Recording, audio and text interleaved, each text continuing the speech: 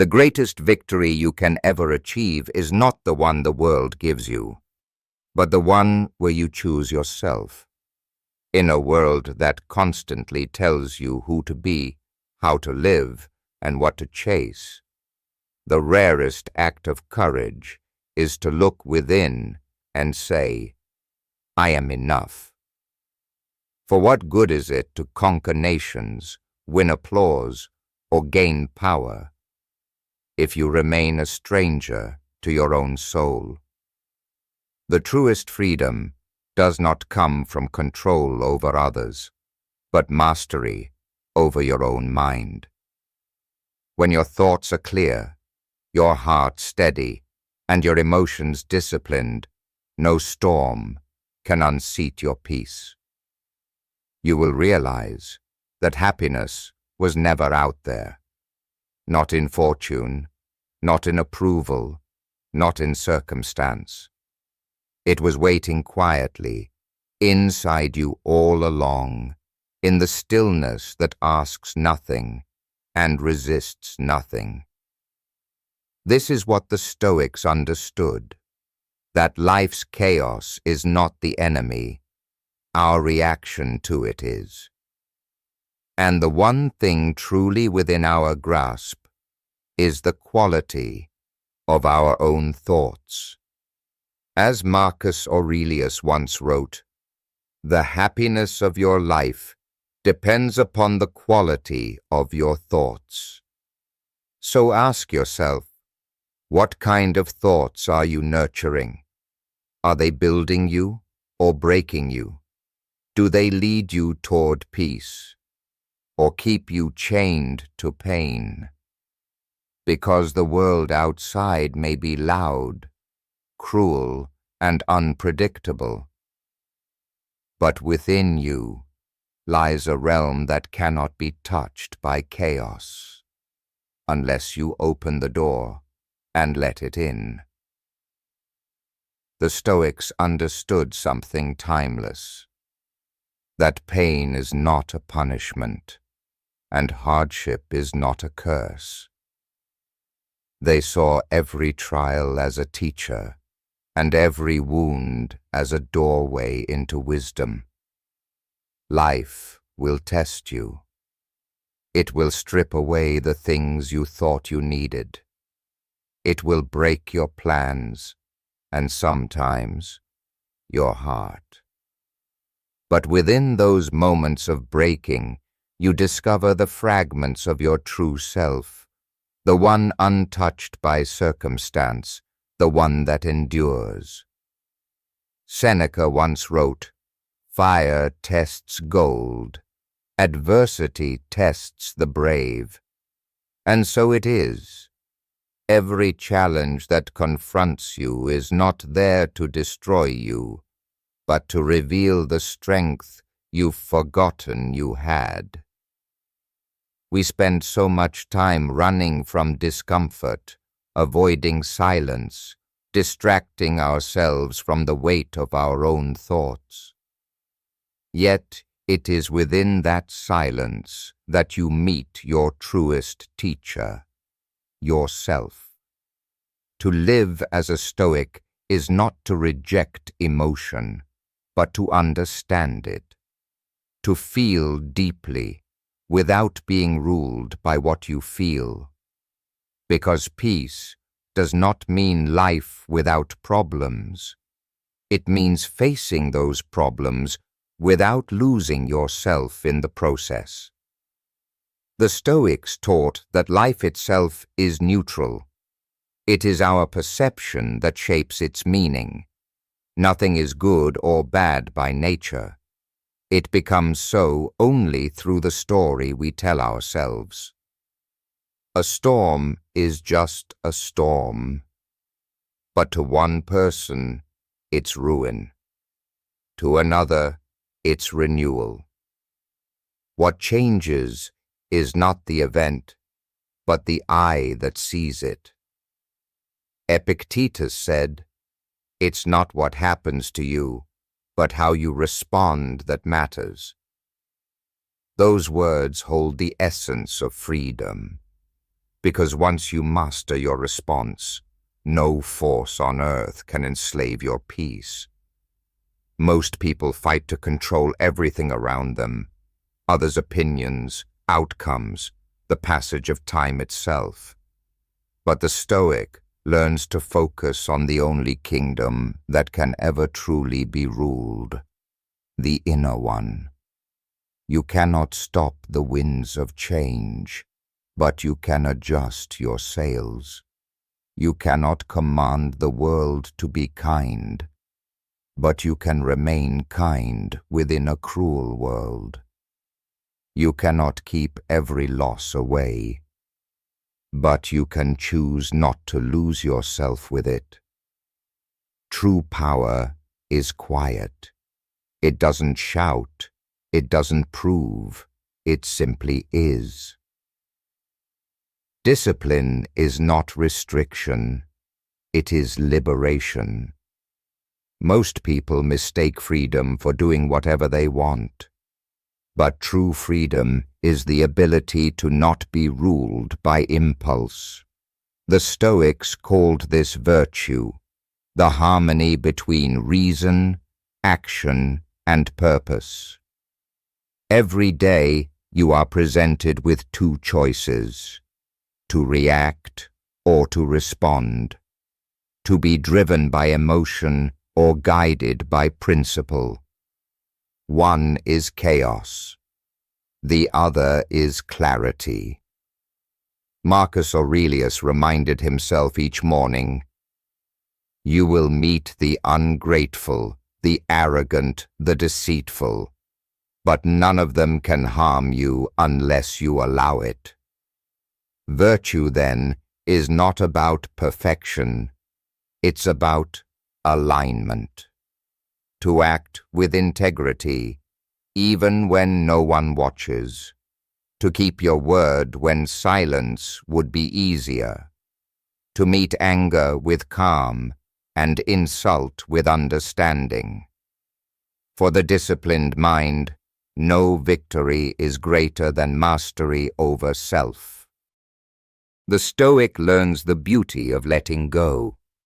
Everything you hold, your wealth, your status, even the people you love, are on temporary loan from the universe. To cling is to suffer. To appreciate without attachment is wisdom. Don't demand that things happen as you wish, Epictetus taught. Wish that they happen as they do, and your life will flow smoothly. Acceptance is not weakness. It is the quiet acknowledgement that reality owes us nothing. You cannot stop time, but you can walk gracefully beside it. You cannot hold on to every moment, but you can honor it as it passes. And in that surrender, you find peace. Not because you've given up, but because you've stopped fighting what already is. In a restless world, stillness becomes an act of rebellion. When others rush, the Stoic breathes. When others shout, the Stoic listens. When chaos rises, the Stoic remains grounded, not because life is easy, but because they understand it is fleeting. True strength is not found in motion, but in presence. It is in the pause between thoughts, the breath between actions, the space where awareness awakens. The modern world will try to pull you away, with noise, distraction, and endless wanting. But remember, you do not need more. You only need less noise between you and the truth. Stillness is not idleness. It is the foundation of clarity. From that silence, wisdom speaks. To live stoically is not to escape life, but to embrace it fully. with open eyes and a steady heart. You will love and you will lose. You will build and you will break. You will hope and sometimes despair. But through it all, your task remains the same: to meet each moment with virtue, courage, and grace. The Stoic walks through fire and remains whole, not because they are untouched by pain, but because they have learned to carry peace within it. Happiness, then, is not found in having everything, but in needing nothing more than what is already here. So when the world grows loud, return to yourself. Sit in stillness, breathe deeply, and remember, the quality of your life will always depend on the quality of your thoughts. Every Stoic understood one truth that few dare to face: that all things end. Every sunrise fades, every empire falls, and every breath you take draws you closer to your final one. But this is not something to fear. It is something to honor. For the awareness of death gives shape to life. When you remember how brief your time truly is, you stop wasting it on what does not matter. Seneca said, "It is not that we have a short time to live, but that we waste much of it." We chase years, yet neglect moments. We build walls of worry and call them plans for the future. But the Stoic knows that the future is not promised, and so they live fully now. To live with death in mind is not to live in darkness. It is to live awake. For when you make peace with the end, you finally begin to live without fear. Legacy is not what you leave behind for the world. It is what you leave behind within it.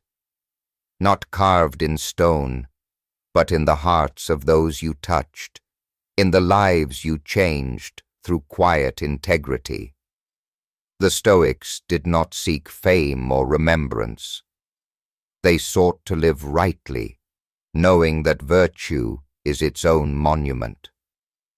Ask yourself, if all your titles vanished, if no one remembered your achievements, would your actions still hold meaning? For greatness is not in being known, but in being worthy of knowing. The Stoic heart is not cold. It is strong enough to stay open, to see suffering and not turn away, to forgive even when it hurts, to love without demanding possession. Compassion is not weakness. It is strength restrained by wisdom. Marcus Aurelius ruled an empire, yet reminded himself daily, "Be tolerant with others and strict with yourself." So, be gentle, speak truth without venom, stand firm without arrogance, and when you can, choose mercy. Freedom does not come from escaping rules. It comes from escaping the need to be ruled. You are free the moment you stop needing the world to validate your worth. Epictetus was once a slave, yet his mind was freer than most kings. For while his body was confined, his spirit was unbound. Remember this. No one can imprison you unless you hand them the key. One day, all the things you chase will fade. The noise will quiet. The world will move on. And you will be left with only one question. Did I live well? If you met life with courage, if you met others with kindness, if you met yourself with honesty, then yes, you lived well. Happiness was never a destination. It was the calm you built in the middle of the storm. And so, we return to where it all began, to the mind, the one place where peace or chaos is born. The Stoics never promised a world without pain. They promised a way to live above it, to walk through fire and not become the flame. In a world that shouts for attention, be the quiet voice of reason.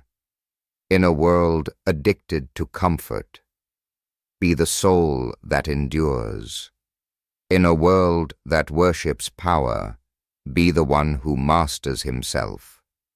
Because when you have trained your thoughts, tempered your emotions, and grounded your soul in virtue, nothing the world can offer, and nothing it can take away, will ever touch your peace. This is the art of living. This is the strength of stillness. This is the way of the Stoic.